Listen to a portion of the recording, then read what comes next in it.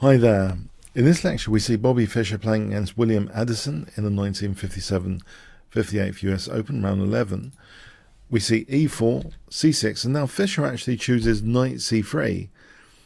This has some similarities to my tango system. In fact, after d5 we see knight f3, again not blocking the pawn from d4, so encouraging a kind of tangoing of the knight.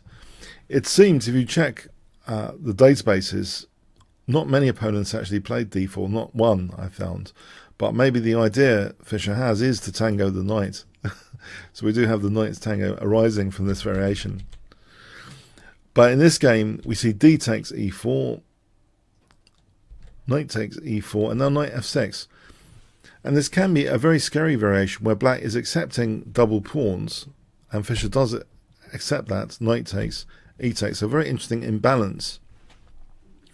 And there is a very special treatment here. The d pawn hasn't been used, hasn't been moved yet, rather.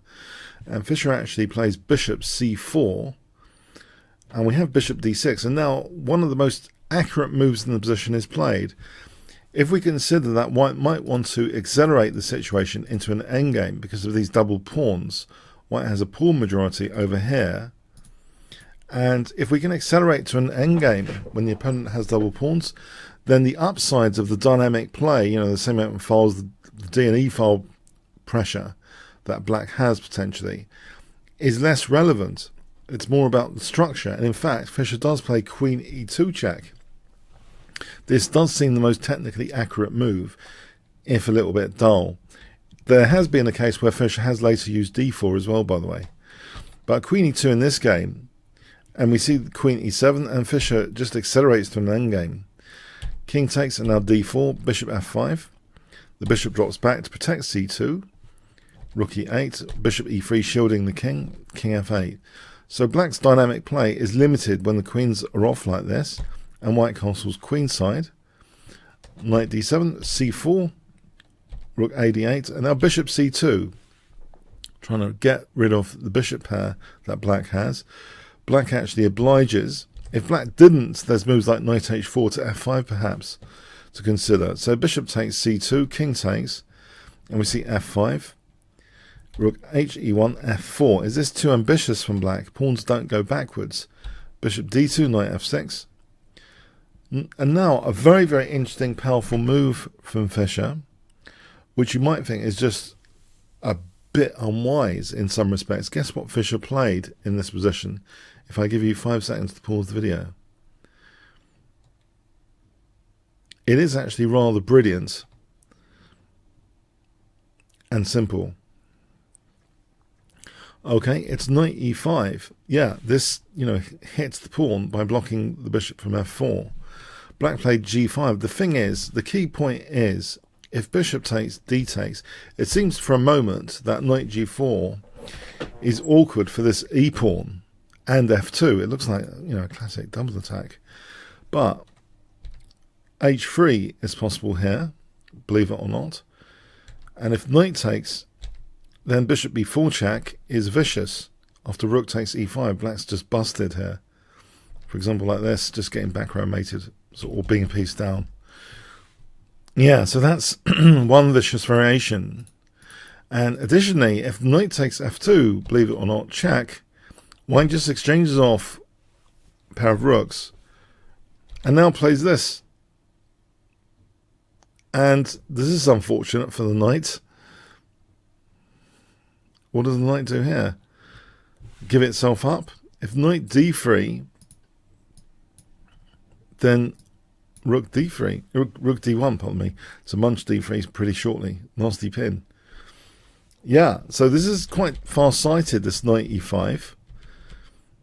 And powerful. We have g5 in response, and now f3. White's sitting very comfortably now. Knight h5. We see knight g4. King g7. If actually a move like f5, then knight h5, and that f5 pawn is unfortunate. So this would be a very nice position, just winning material as an example. So knight g4, we see king g7 trying to stop knight h6. We see bishop c3, king g6, and now a pair of rooks come off. Now here is the only questionable move, it seems, when you look at these when you look at this particular game with the top engines. The only questionable move Fischer's played is now he plays actually c5. It seems as though this might be a slight mistake. There might be two slightly better alternatives. d5, as an example, is very comfortable for white, for example like this, and white's just better in this endgame scenario. And also knight e5 is interesting after bishop takes, because if king f5, knight takes f7. So let's imagine bishop takes, and you might think, well, hold on, black's blockading. Well, the rook on the 7th is very strong, and this is just very, very nice for white, this position here. So it seems as though this is a slight inaccuracy. c5, we have bishop b8, d5, but now black blunders, justifying Fischer's entire conception of this d5 break. A blunder, c takes d5. Black should have tried, it seems, f5. But even so, in terms of the passed pawn potential and this end game, white actually stands very well after bishop e5. This situation is very good. For example, here, even though black is a pawn up, white has the passed pawn potential, and white is better there anyway. So when we say a blunder, it's okay, it was a difficult position. But after rook takes d5, something extremely horrible happens here after knight e5 check. Bishop takes, rook takes, this is the key thing.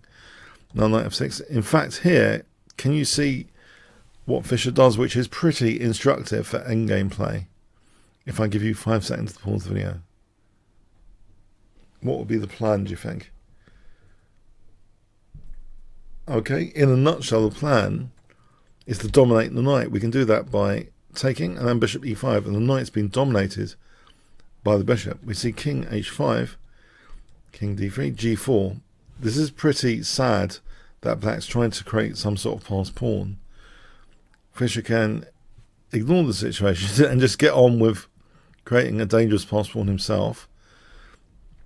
a4, g takes, g takes. This is a nightmare endgame scenario from the opening. After b5, a takes. Guess what Fischer plays here, which is really quite crushing. If I give you 5 seconds to pause the video. Okay. a5, yeah, there's a plot to create a winning passed pawn. Can you see the move here, which ends the game? Okay, it's c6. It creates a vicious passed a pawn. So if the black resigned, if it continued, a6 is queening. That bishop really dominates the knight. So resistance is futile, as they say in the book. So yeah, very, very interesting game. Let's go back and review. You know, this is part of a repertoire you could have against the kind of on the tango emphasis.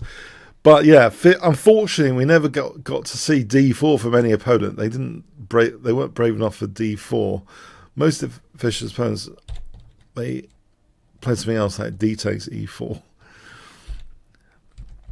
So the tango would result with knight e2, and I like the light square play after bishop c4. It's interesting and statistically good for white in general. But when you see d takes e4, and this time which is quite dangerous, especially in the faster time controls, if you play d4, Fischer doesn't play it routinely. He just wants to accelerate to that endgame, and we see the pitfall of the endgame. The Achilles heel of this structure might be just, if white can accelerate to an endgame, bypass the middle game. This is a great mechanism for doing it, this check on e2, this cheeky check to get rid of the queens. So it's a fascinating game and shows how difficult it was for black to fight against white, generating a passed pawn on the queen side later. So I thought a pretty instructive endgame masterclass from Bobby Fischer. Okay, thanks very much. Hi guys, I hope you really enjoyed this video. If you want more Bobby Fischer content, check out my Kingscrusher TV page. And if you go to the bottom of it, it starts at the bottom with 1970 to 1992. I also have 2 other Bobby Fischer courses. I found him absolutely fascinating to study. So there's 1956 to 62, early in his career, and there's 1963 to 68. So I hope you find those interesting. You might want to check them out, all the free samples. And I hope you really enjoyed this video. Comments, questions, likes, shares, always appreciated. Thanks very much.